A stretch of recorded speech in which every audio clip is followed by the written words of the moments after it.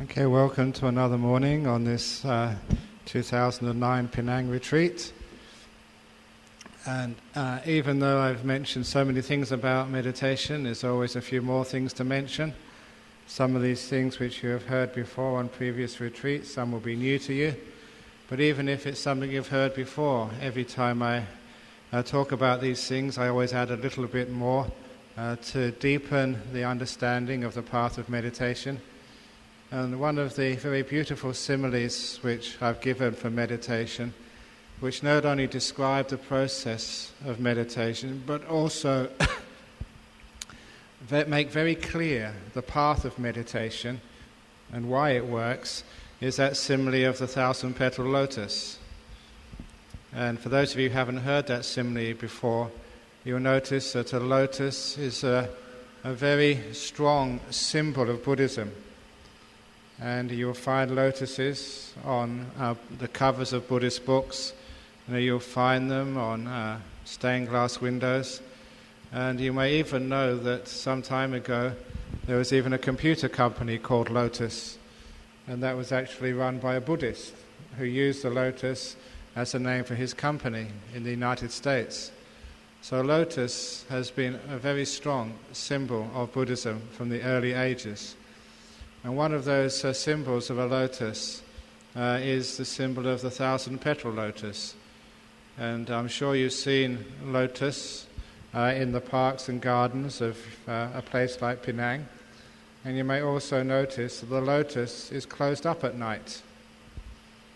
So at night time, the lotus is a very tight bud. And in the early morning, when the sun comes out, when it warms the outermost layer of that lotus, the lotus begins to open up. And when it opens up, it can reveal the next layer of petals just inside the outermost ones. And when they can receive the sun, they too open up to reveal the second layer of petals, so that can receive the sun, and that too opens up. The layers of petals open up one after the other in sequence. And with a lotus, the outermost layer of petals is always rough and coarse, because that has to withstand the wind, the rain, and the dust. And inside that very coarse, rough, dirty outermost petal, you find these very beautiful, refined petals. In fact, the deeper you go into the lotus, the more beautiful, the more fragrant, the more delicate are those petals. And as the sun warms the lotus more and more layers of petal open up and open up and open up, revealing deeper and deeper into the heart of the lotus.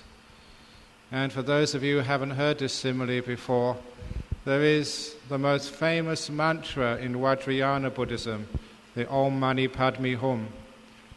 And I know maybe that you have chanted that before, or you've gone to other temples and saw other people chanting that mantra.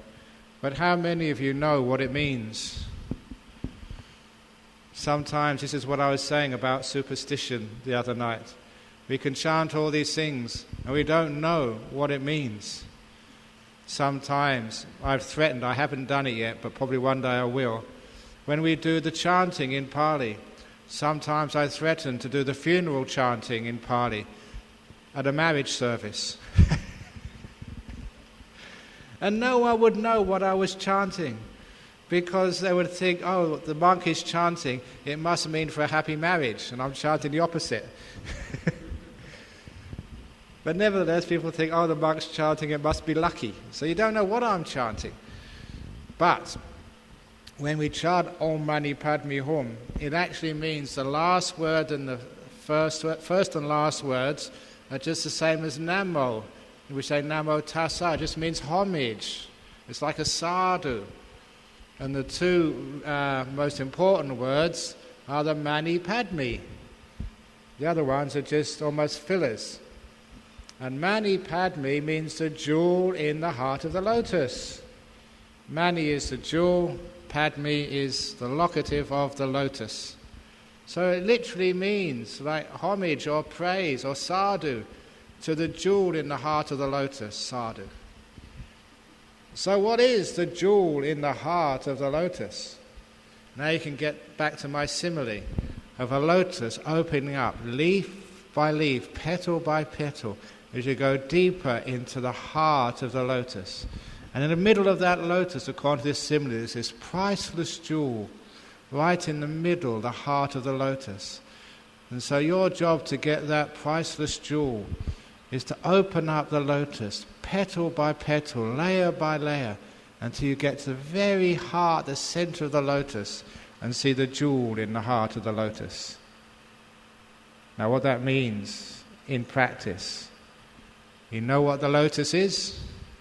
You are the lotus. And the sun, which comes up early in the morning, is your mindfulness and compassion.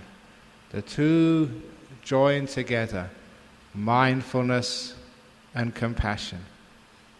And so what happens? With mindfulness and compassion, you shine it on this body and mind. You sit down and close your eyes and shine mindfulness and compassion inside. And what happens?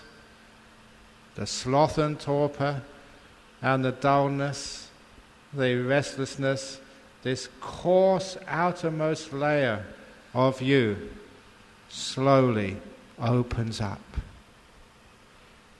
It opens up to reveal the beautiful layer of petals inside of you. When you have something like present moment awareness, you're going inside of your body and mind. You're going inside of time to this beautiful present moment. And how do you do that? You just shine mindfulness and compassion on whatever you're experiencing right now. And it opens up.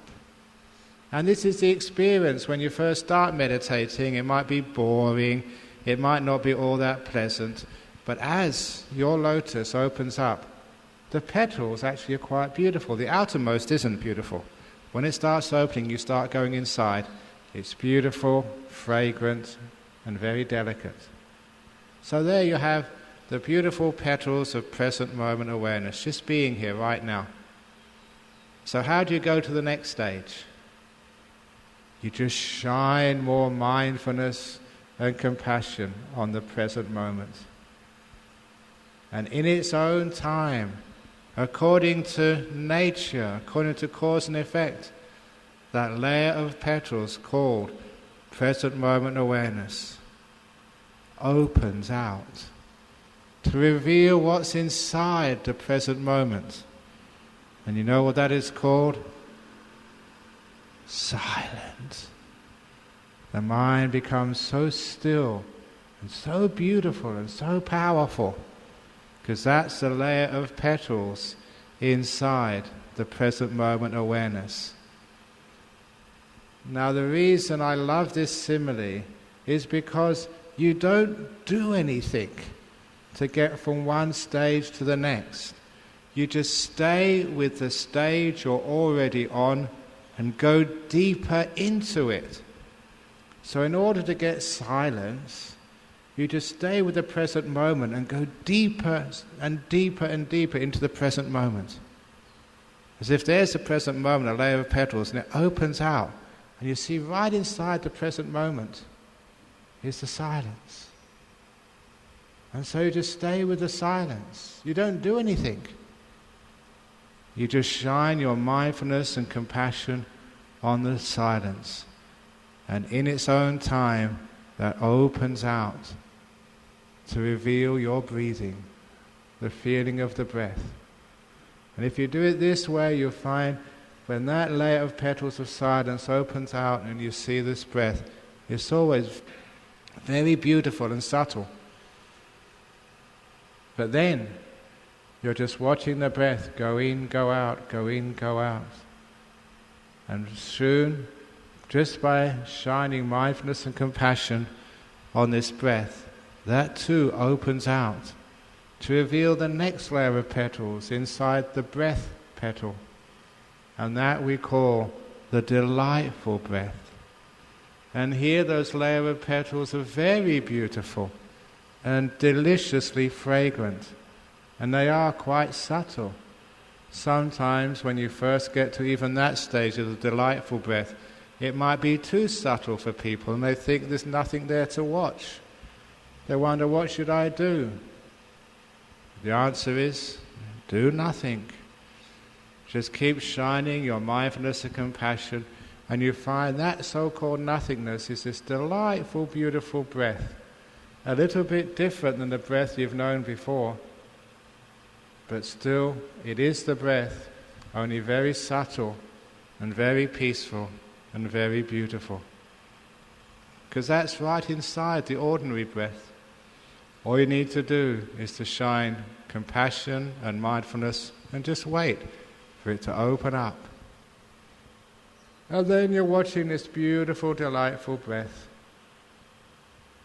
And what you need to do, just carry on as before, mindfulness and compassion.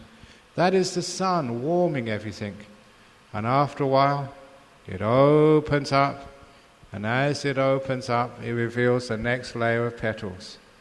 And that's a brilliant layer of petals. That's called the nimitta.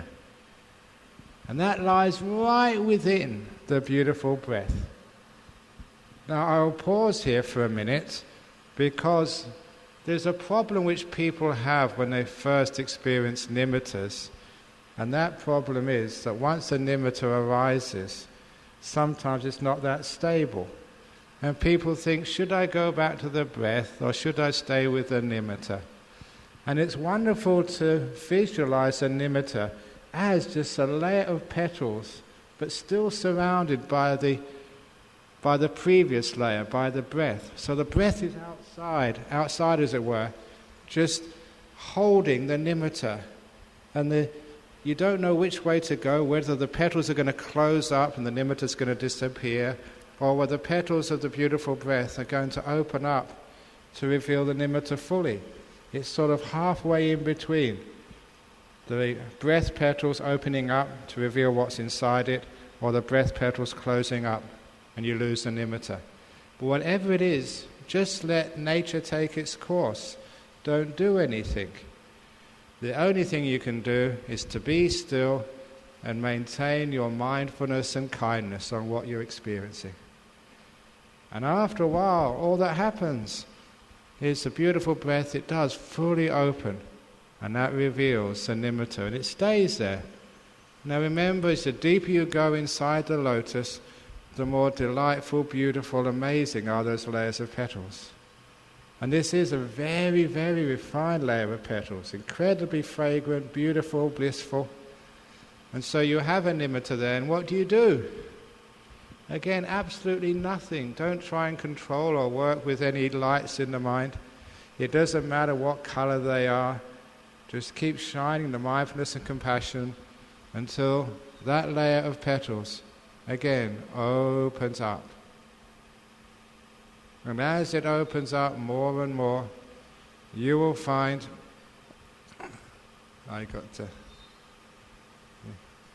Go, please, carry on.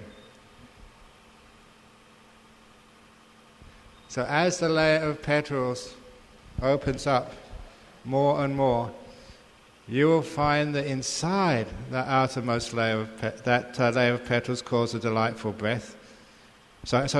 As you're just watching the nimitta layer of petals, you find that will open up, and inside the nimitta, that's where you find this first jhana. It's right inside the nimitta. So you don't have to get rid of anything to go on to the next stage. Every time it's you go deeper into the stage you're experiencing now. So you go in the nimitta and you go into that nimitta to find the first jhana. And a lot of time this is how people experience the transition from a nimitta, this beautiful light, into a jhana. You've got this beautiful light, very powerful, very still, and you feel yourself either falling into the center of it or the thing enveloping you, just like the layer of petals just opens up and you go into the center.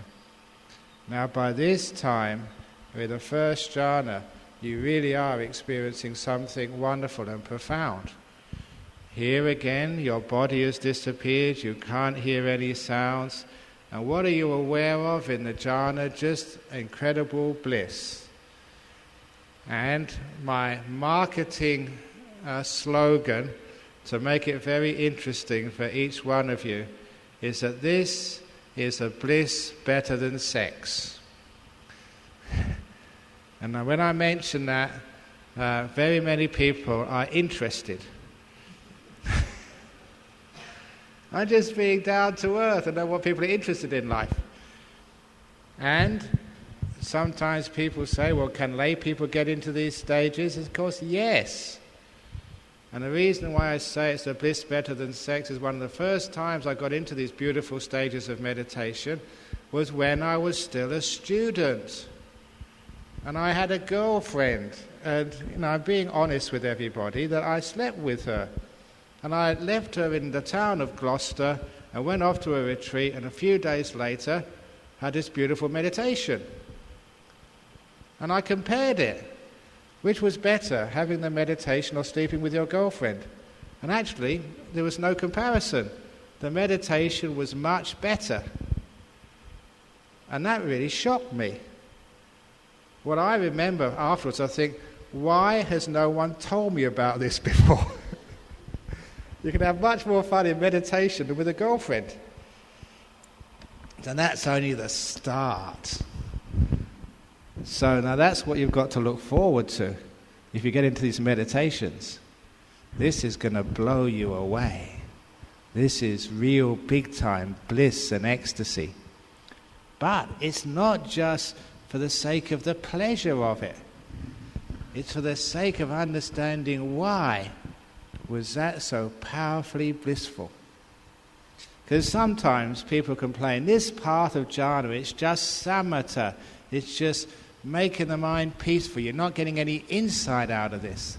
My goodness, you're getting huge amounts of insight from the experience. This is very, very powerful ecstasy and bliss. And why? And the reason is because when you enter one of these stages, you just let go of a whole heap of suffering. Imagine you've been to the shopping mall and you've got all of these bags and bags of goods which you're taking home, and you're carrying them through the streets of Penang, and by the time you get home, your arms are aching, your shoulders hurt, and you're so tired. And by the time you get home, you're in pain, but you're home, so you put the bags down. That's such a relief. This, multiplied 1,000,000 times, is the joy of jhana. You've been carrying around these heavy burdens, not just for the past 1 hour, but since the time you were born. And you don't realize how tired you are. And you find this wonderful path of meditation, and you put down that burden. What a relief. That is the bliss of the first jhana. The bliss of renunciation. The bliss caused by putting aside these 5 senses, and with it the body. Your body aches. It's a constant irritation. You're always moving your knees, or scratching your face, or moving your feet, or nodding your head, or scratching your toes, or scratching your ear. I've just been describing what I've been looking at, what you've been doing in the last 30 seconds. None of you can stay still. You know why? Because your body is always irritating. Scratching your arm, scratching your cheek again, whatever it is. Our body is totally irritating. But you know what? We've got used to it. We don't notice it anymore. We just scratch, we just move, we swallow, we touch our nose. We're always doing this, but we take it for granted. We don't realize what an irritating thing this body is. But when we get into jhanas, the 5 senses in the body have been totally dropped. Like these 5 heavy bags we've been carrying around. My goodness, that's a relief. It's only then you realize what the Buddha said, that the body is dukkha, and these 5 senses are suffering.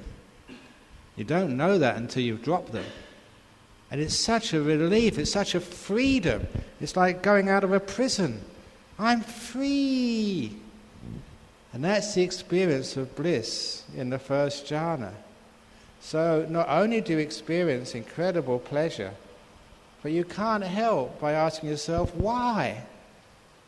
And this is actually what you find out. And of course, so you're in this first jhana, incredible bliss, because you've dropped the body.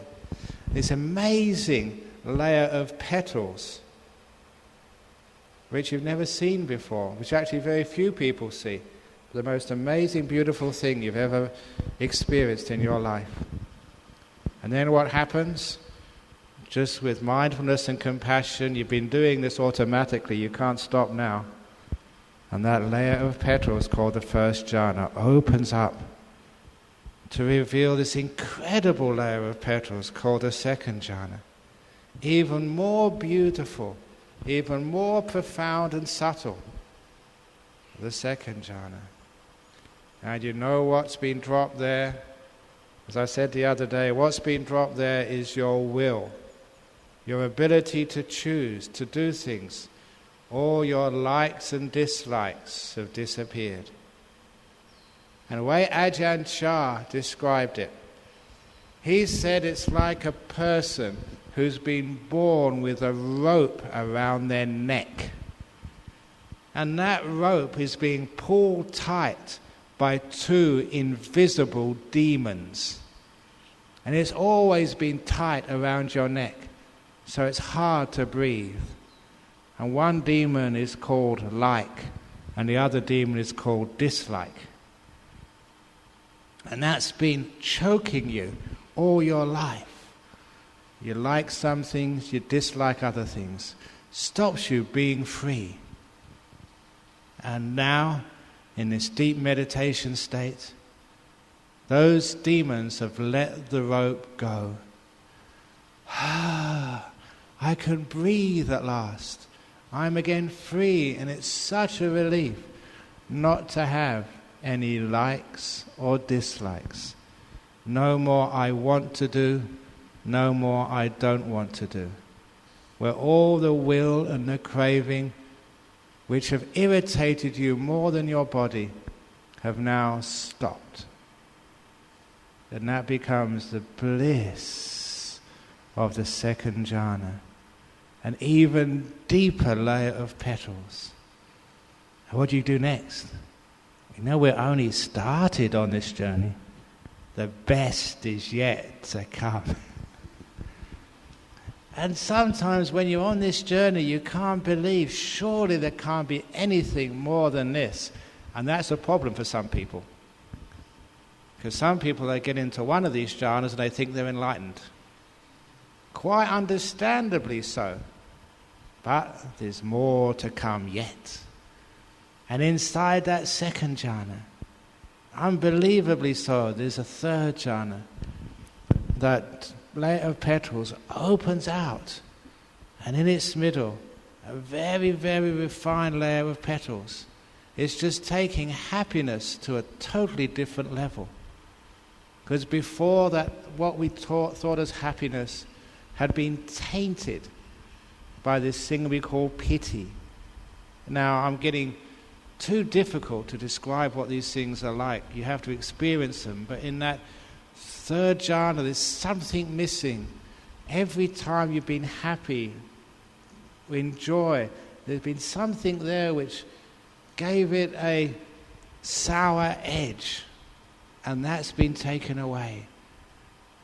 And you're in this incredibly beautiful third jhana. And eventually, those petals open up too. And you go into this fourth jhana. More peaceful than you could ever imagine. It's absolutely still.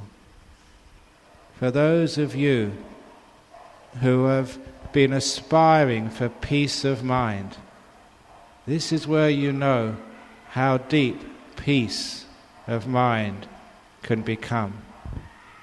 In this very, very deep state of stillness, not blanking out, but super aware. Each of these stages of meditation, you're going further and further away from dullness.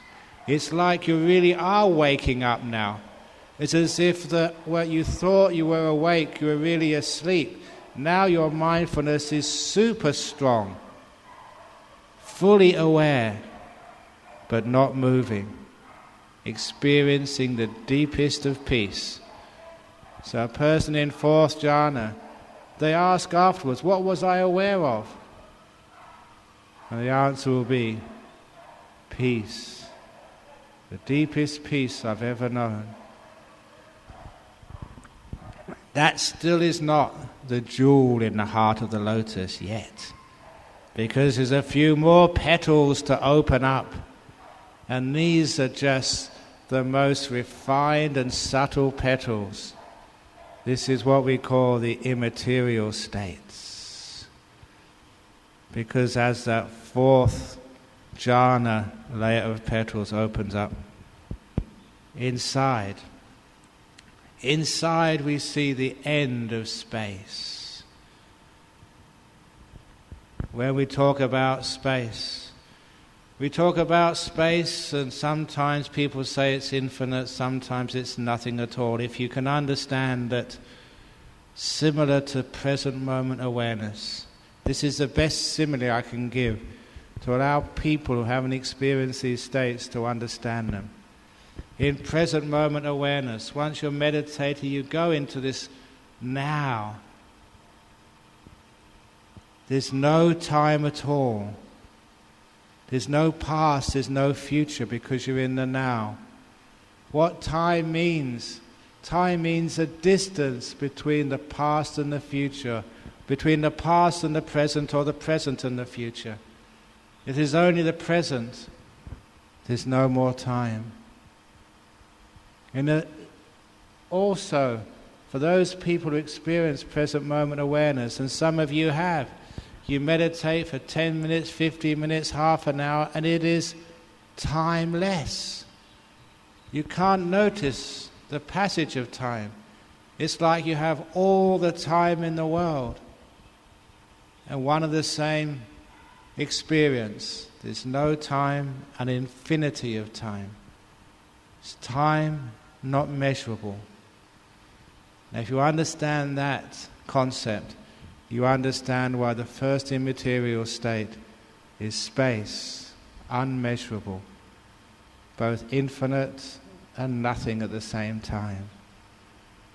Space is disappearing. And you go into the next layer of petals. Consciousness disappearing. The state, sometimes they call it infinite consciousness.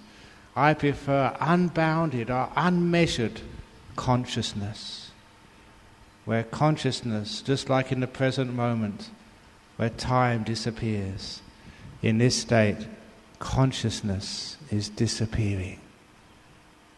The knowing is vanishing.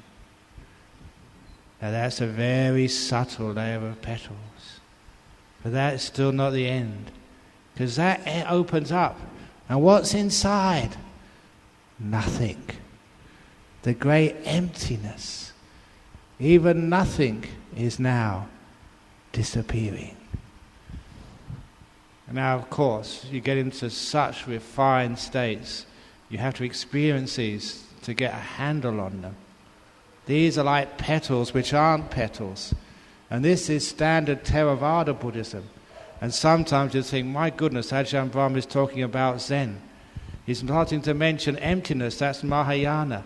Look, there is no difference between these great vehicles. Just different ways of describing the same events. As you go into the next layer of petals, inside nothingness You think that's impossible, but there is something inside nothingness. And that's this state of neither perception nor non-perception. Where, if you look at it from the observer, you're perceiving something, and the object, nothing there. Depends on from which angle. Either perception is working, or the other angle it's stopped already. Perception, the last function of your consciousness, is about to turn off.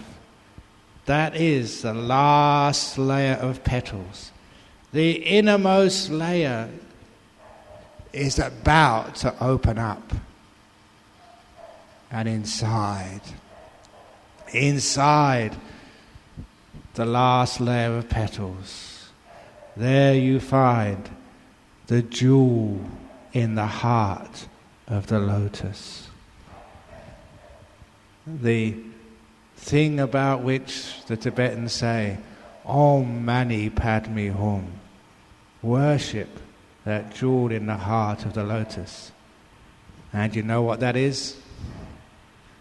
You find out for yourself.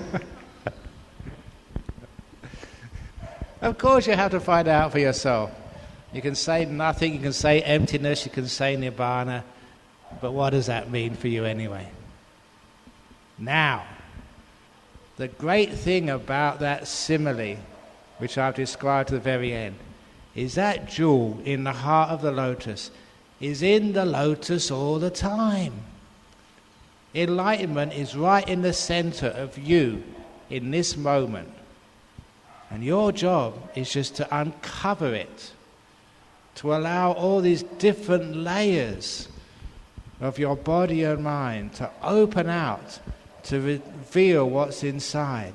And for that to open out, to reveal what's inside that.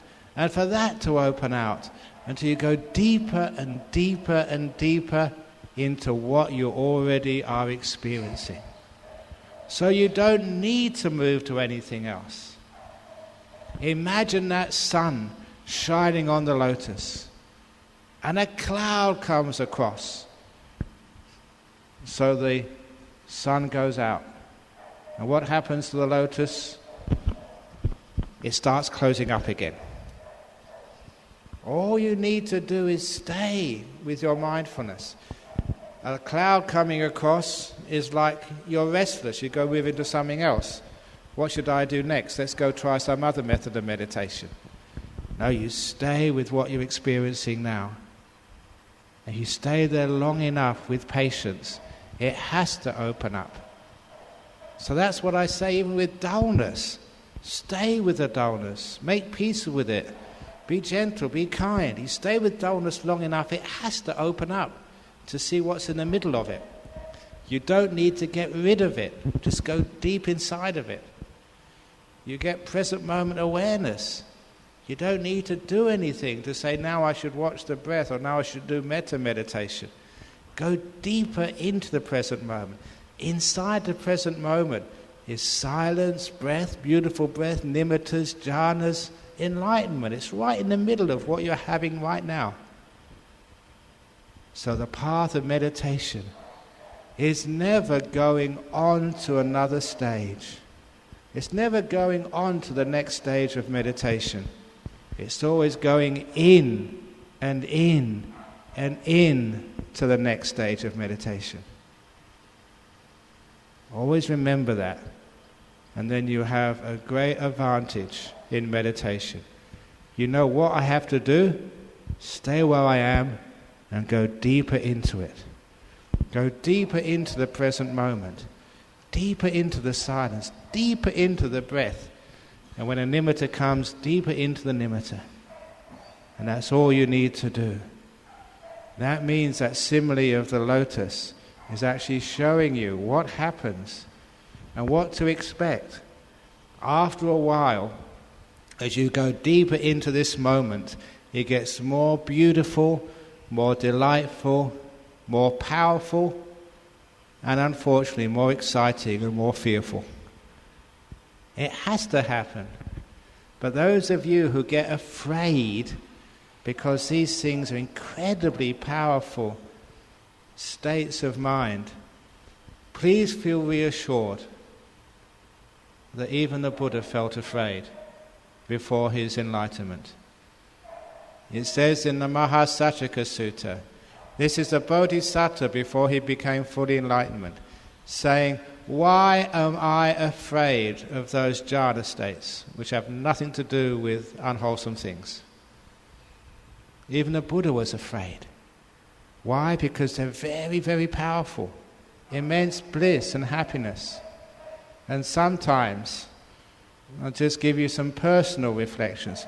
Sometimes I've sat there in meditation and wondered, how on earth can a human being take so much ecstasy? I thought that you can't do this anymore, you're going to explode. But one thing I found, you can always take some more bliss. It's good for you. So this is what's going to happen. Sometimes people ask me, Ajahn Brahm, why are you a monk? You've got a good degree from a good university, you're fit, I can administer things like monasteries, I can build monasteries, I've got many skills. Why don't you use those skills for something else? Go and start a company, get married, have kids, watch movies. Why are you a monk? Now perhaps you know, because you can bliss out in deep ecstasies. If you could do that, would you be interested in movies and other stuff? Of course not. So, this is for you. In the time of the Buddha, lay people did this. Why can't you do it now? The most important thing is knowing how it's done. Just go deeper and deeper in. So as you go deeper in, it's more ecstasy, more fun, but more profound as well. Every stage gives you more and more insights, more understanding into the nature of your body and your mind. Because how can you understand what your body is until you've let it go and almost like look at it from a distance? How can you understand what your mind is until you've let it go and understand it from a distance? These are the states where you get insight and wisdom.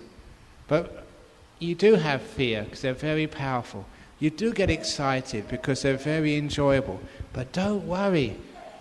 A lot of times that excitement and that fear are just overcome naturally without having to do anything, without having to have strategies.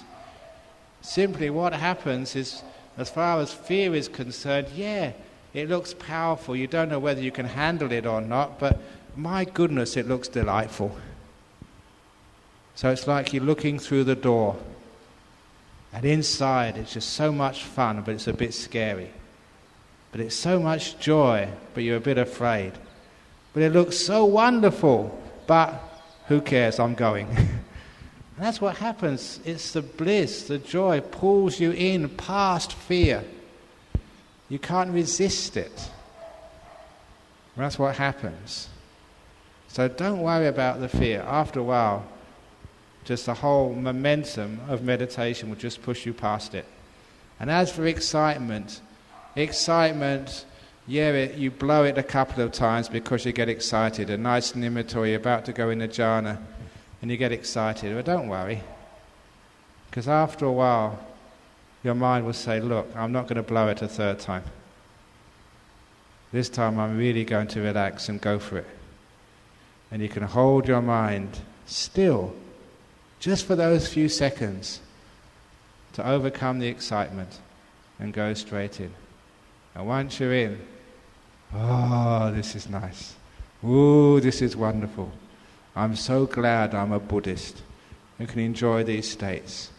And these are states which you don't have to believe in. These are your own personal experience. So you know what the Buddha taught, and you know why he taught it. So the whole purpose of being a Buddhist is not to learn the teachings, but to experience them. Not to just be able to write a book about liberation, but to be able to liberate yourself. To be able to understand what the Buddha felt for your own experience. I was very fortunate Even my first meditation teacher, when I was a student at Cambridge, he taught jhanas, and I was only a student. And I remember him saying, he said, the reason I teach you is just so you can get into a first jhana. That's all I want you to achieve. You get into such a state, my job would have been done, and you'd have tasted something wonderful, some real Dhamma. And that was his goal, and really that's why I teach as well. So each one of you can taste the bliss of freedom. Just one experience, even a short time. So you understand why we have monks and nuns, why we have Buddhism, why the Buddha became enlightened sitting under a tree, not reading a book, and why when I go to schools in Australia and people go asking me, well, in Christianity we have the Bible, in Islam they have the Quran, what is the holy book of Buddhism?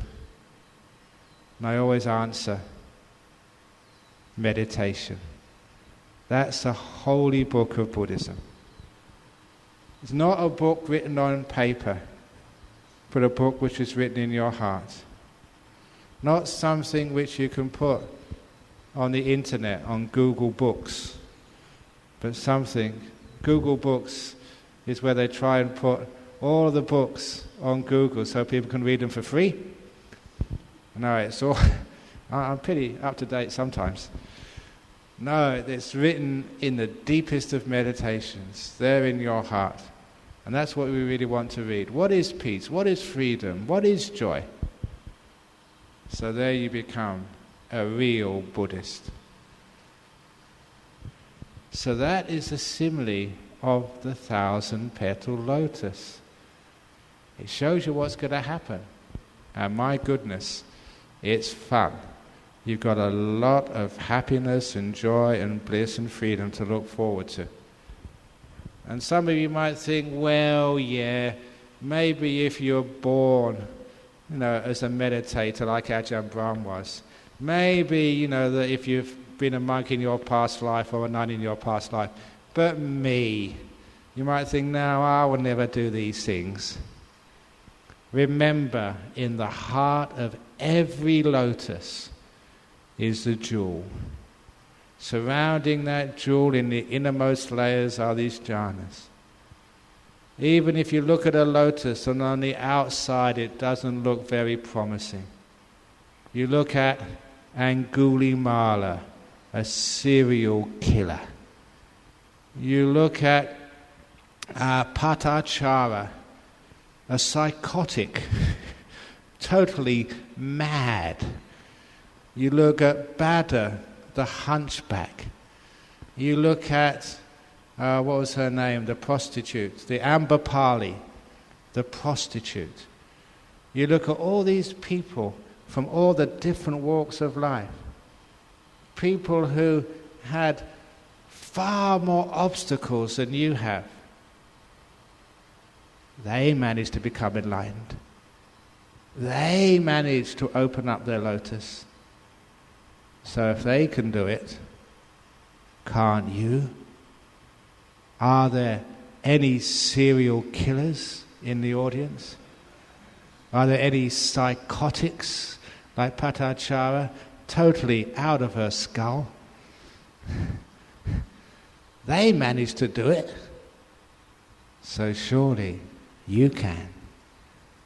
And all you need to do is shine that mindfulness and compassion on whatever you are. And it all opens up. The prostitute, the street sweeper, the dwarf, that's only the outermost layers. It's the innermost layers are the important ones. In Mahayana we always say, everyone has got Buddha nature. That's true.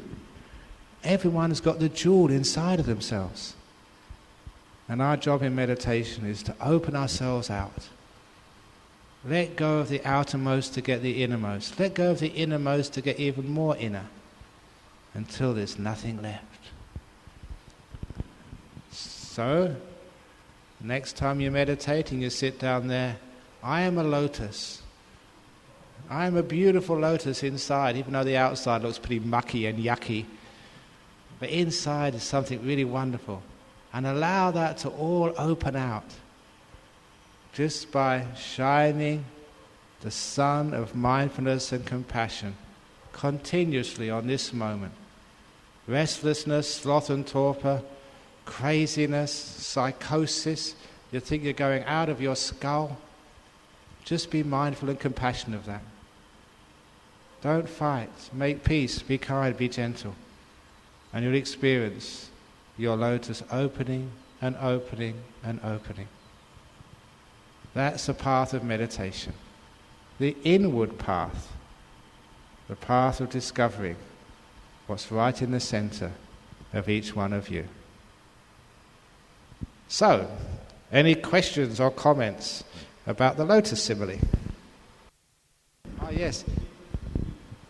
The difference between Hinduism and Buddhism, they too, eventually they started believing in jhanas, but in the beginning they didn't. It was they took them on from the Buddha. But I don't know too much, but I remember one young man who was a disciple of one of the great Hindu teachers, Swami Muktananda, and he was telling me about his meditation practice, and he was saying that their practice was to get this nimitta, which they called the blue pearl nimitta. So I've already mentioned to you, the colours are not important, but they were trying to get this very deep, pearly blue colour nimitta. And one of these meditators, they said they got it, but only for a short time. And they said in their system that once you absorbed into that blue pearl nimitta, then you were a saint. You'd finished. Here, we just call that first jhana.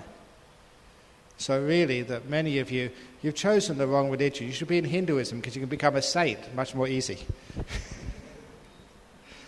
That's only a joke. But it is true because once you get into that absorption,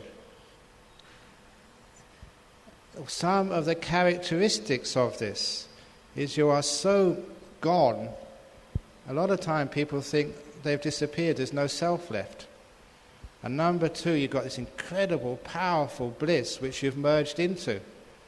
So in Hinduism and also Christianity, if you experience even that first jhana, you come out afterwards and you would say that was union with God.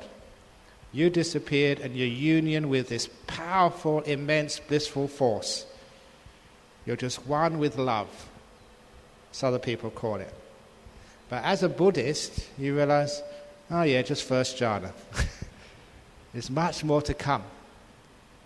And that's really the difference. Without trying to be superior to any other religion, it is the understanding of the levels of meditation in the mind are far more refined in our Buddhist tradition than any other tradition. So we go much deeper. We go further than that first jhana. Does that sort of answer the question? There's another question over there, yeah?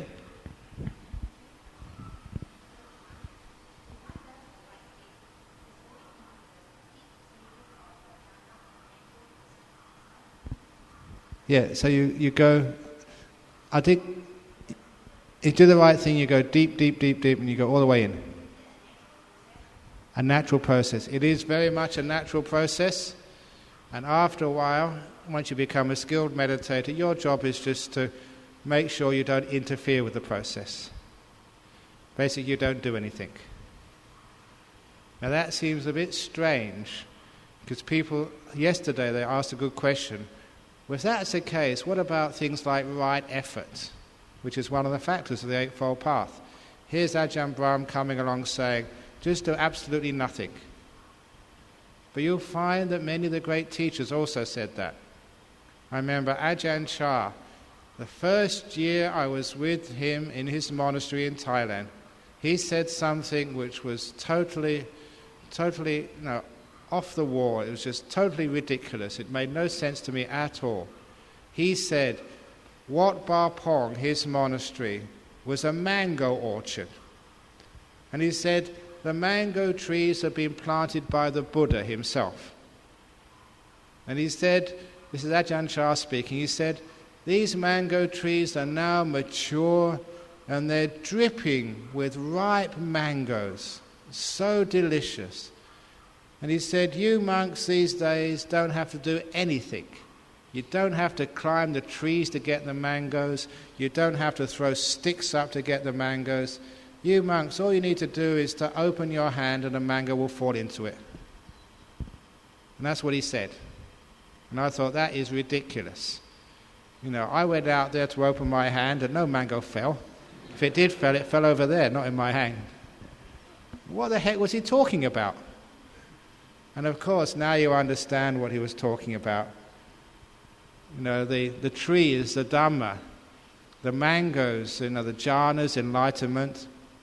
Said, you don't need to climb the tree or throw sticks up to get these experiences. What you need to do is to open the door of your heart, open your hand, and keep it open.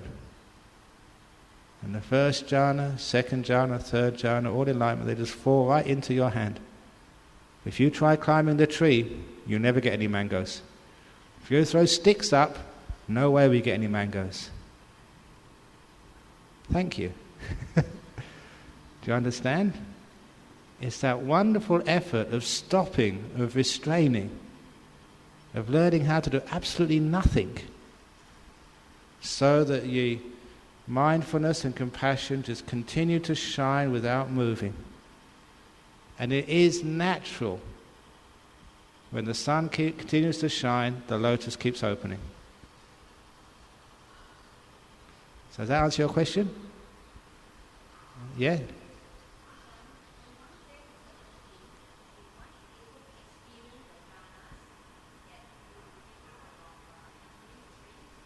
If you experience the jhanas, we become capable of entering the stream.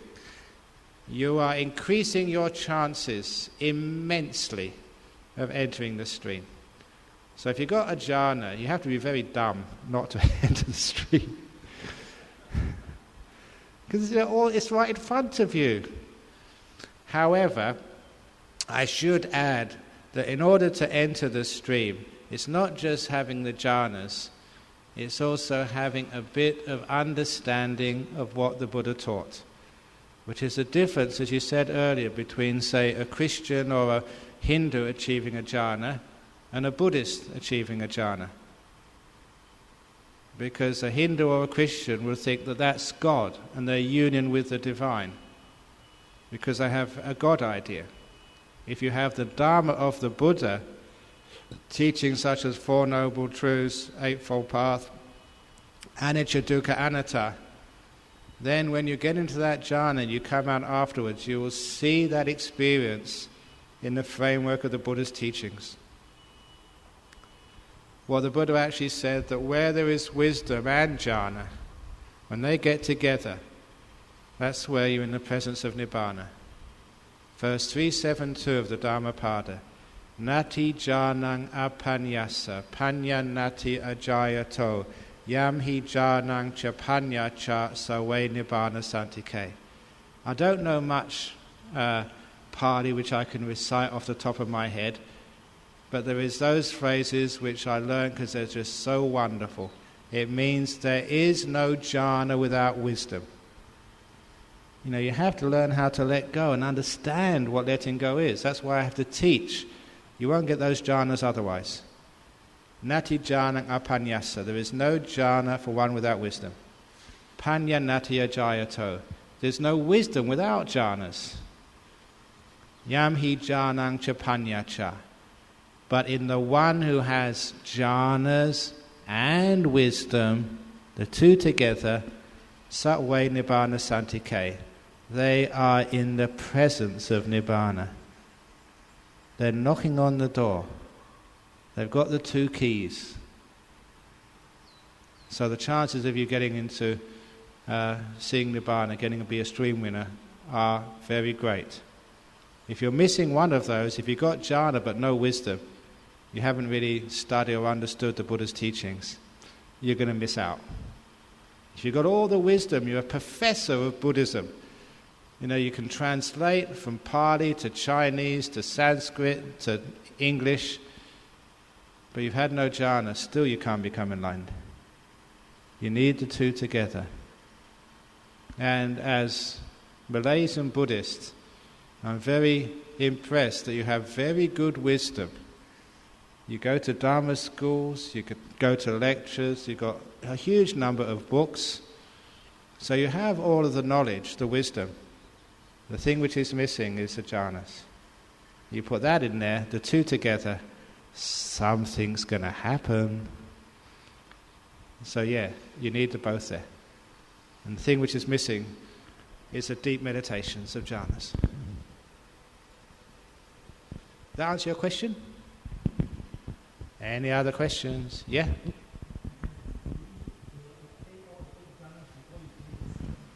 Do you need all the 8 jhanas? No, you don't need all the 8 jhanas. Even one jhana is sufficient according to what the Buddha taught.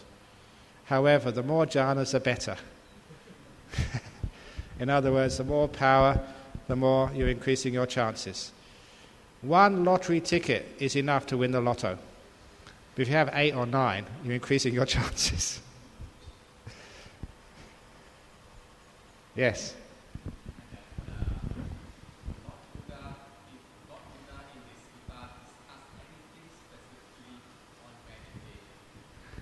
Did the Buddha say anything specific on meditation? He was speaking about meditation all the time. All about letting go, about sort of abandoning things, about, the 11 doors into enlightenment in the Attaka Nagara Sutta. Because someone asked Ananda, how many ways are there to become enlightened? And Ananda said, 11 ways. And those were the 4 jhanas, the 4 Brahma-vihara jhanas based on metta, mudita, upekkha, and karuna, and the 3 immaterial jhanas. The 4th immaterial jhana, the neva sanya nasanya, neither perception nor non-perception, he says that's too subtle to use as a platform for enlightenment.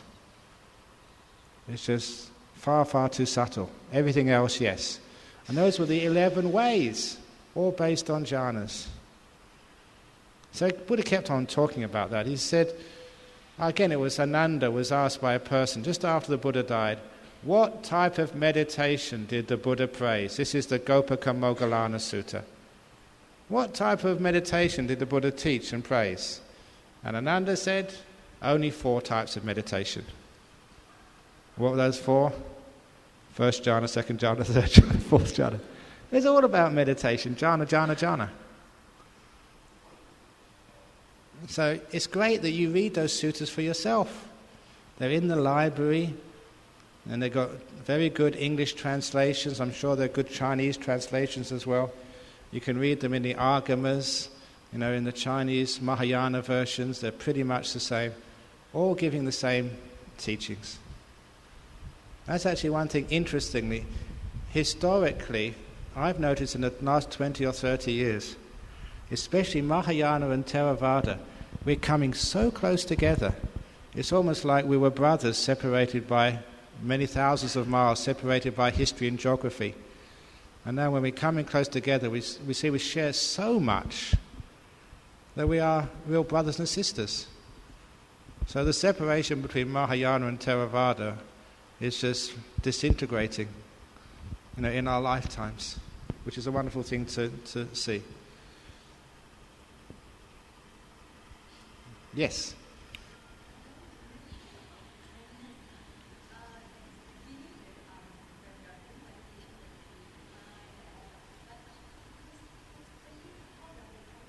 The kindness and compassion. One thing with the kindness and compassion, it doesn't judge that this is good enough or this is bad, I want more. So one of the troubles with our meditation, we're always judging. Yeah, I've got nimittas, but it's not good enough, I want jhanas. What loving kindness. Have you got children? Do you love them? Of course you do. It'd be great if there were doctors, if there were surgeons, if there were millionaires, and they all got married to really wonderful wives and husbands. But you just love them anyway. And that degree of loving a person, no matter who they are, is another great form of letting go. Real love, real compassion. As I said in my book, the door of my heart is open to you, no matter who you are, no matter what you do. In my stupid mind, I'm tired. Nevertheless, I love you, mind. You can go and sleep. Go on. With that degree of compassion, you're not forcing anything. You're not fighting. You're accepting everything with 100% love. So that when you do that with compassion on this lotus, you're accepting this lotus petal. You can open up if you want. You don't have to if you don't want to. I love you anyway. A total unconditional awareness. Not asking anything. And that means it's an attitude, you're being aware, but you're not interfering.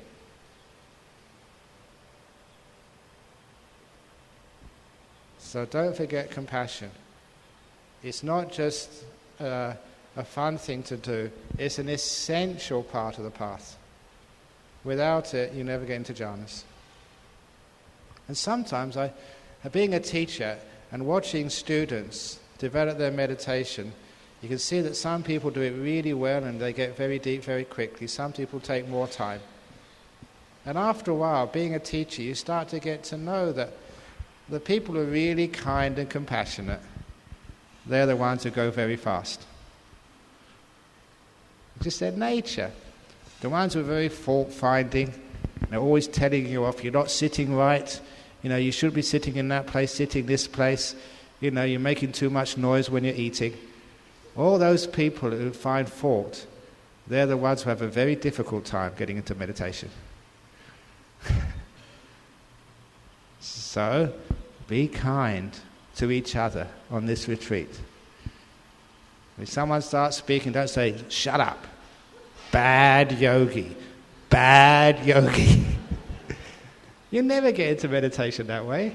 So be kind. If someone's talking a lot, it must mean they're going through a hard time. If they're sleeping a lot, poor thing, they must be tired. If they have to eat a lot, poor thing, they must be hungry. So don't be fault-finding, be kind. And you develop that compassion, you'll find your meditation takes off. Okay, so now is the time for interviews. If you have any more questions, here's the box for the questions. And there'll be another talk this evening.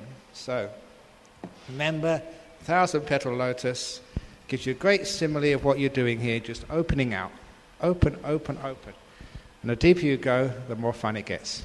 Thank you for listening.